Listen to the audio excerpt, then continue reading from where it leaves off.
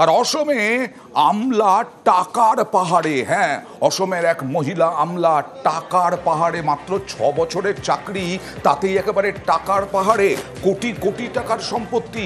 একজন রাজ্য সরকারি কর্মী কিভাবে এই রকম টাকার পাহাড়ে হতে পারে? সরাসরি চলে যাব, প্রতিনিধি নিলয় রয়েছেন আমার সঙ্গে। নিলয়, আমি অয়ন আছি সঙ্গে। কিভাবে এই কোটি কোটি টাকার সম্পত্তি হলো? কেন? কতদিন ধরে চাকরি করছিলেন এই আমলা? অয়ন, প্রথম কথা হলো যে এই আমলা বা নুপুর বরা আর সহযোগী মণ্ডল, সুরজিৎ ডেকা, এই দুজনকেই বর্তমান 3 দিনের পুলিশের রিমান্ডে নেওয়া হয়েছে। আচ্ছা। আর তারপর যে টাকার কথা বলছো, যে Nupur Bora ACS officer, revenue circle officer, আচ্ছা, আর 18 থেকে চাকরিতে রয়েছে। 6 বছরে প্রায়, যদি মানে যত বেতন পেয়েছে, বেতনের যদি হিসাব করো তো বলে প্রায় 45 লাখের থেকে 46 লাখ টাকা। কিন্তু শুধুমাত্র ঘরের থেকেই বরামদ হয়েছে 92 লাখ, প্রায় 30,400 টাকা।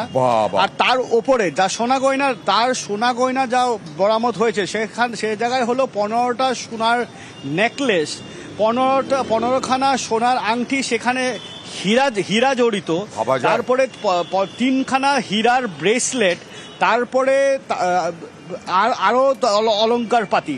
তো এইগুলোর মূল্যায়ন এখনো হয়নি। আচ্ছা, এখন ব্যাপারটা হলো যে মুখ্যমন্ত্রী নিজেই আজকে নিজ মুখেই বলেছে যে আয়ের বহির্গত প্রায় 400 গুণ সম্পত্তি এই এসিএস অফিসারের কাছে।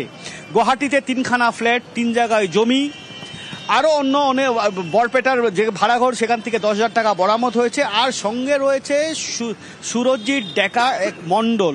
সেই মণ্ডল সকাল বিকেল এই অফিসারের সাথেই থাকে। ড্রাইভার এই সুরজিৎ ডেকাকে মণ্ডল বলে কোনোদিন ভাবেইনি, ভেবেছে খুব একদম কাছের বন্ধু। পার্টিতে যায়, ফ্ল্যাটে থাকে, আর সেভাবেই এক চক্র বানিয়ে। এখন ব্যাপারটা হলো যে কি করতো? ব্যাপারটা হলো যে মাটির যেগুলো দলিল, মাটির কাজ, মাটির ট্রান্সফার, ল্যান্ড ট্রান্সফার, সেগুলো বেআইনি ভাবে করতো। কার করতো? বরপেটা জেলায় যে সত্র বা এখানে যে ধর্মীয় অনুষ্ঠান, বৈষ্ণব ধর্মীয় অনুষ্ঠান, সেই অনুষ্ঠানের ভূমি বা জমি বেআইনি ভাবে এখানের মাইনরিটি মুসলিমের হাতে ট্রান্সফার করেছে। একটা কথা যে আসাম সরকারের একটা আইন রয়েছে, যেখানে কোনো রিলিজিয়াস প্লেস, হিন্দু রিলিজিয়াস প্লেসের 5 কিলোমিটার রেডিয়াসের ভেতরে কোনো জমি বিক্রি করা যাবে না। আচ্ছা। আর সে জায়গায় এরকম একটা সত্রর ভূমি বেআইনি ভাবে মণ্ডলের সাথে কারসাজি করে এই মানে মাইনরিটি মুসলিমের যেগুলো ক্রেতা আছে, ক্রেতার হাতে তুলে ধরেছে। কাজ করে করে যা আয়, তার থেকে 400 গুণ বেশি সম্পত্তি করে ফেলেছেন। আর মুখ্যমন্ত্রী, নিলয় বলছিলেন, মুখ্যমন্ত্রী কি বললেন দেখুন। নগদ টকা, সোণৰ গহনাও যথেষ্ট আমি পাইছোঁ। বৰপেটাত এখন সত্ৰৰ মাটি তেখেতে ইলিগেলি ট্ৰান্সফাৰ কৰিছিলে, আৰু লগতে মই CM ভিজিলেন্সৰ তদন্তৰো নিৰ্দেশ দিছিলোঁ। যোৱাকালি ৰাতি তেওঁ এটা টুৰিষ্ট লজত আছিলে, নহ'লে যোৱাকালি ৰাতি আমি পালোহেঁতেন।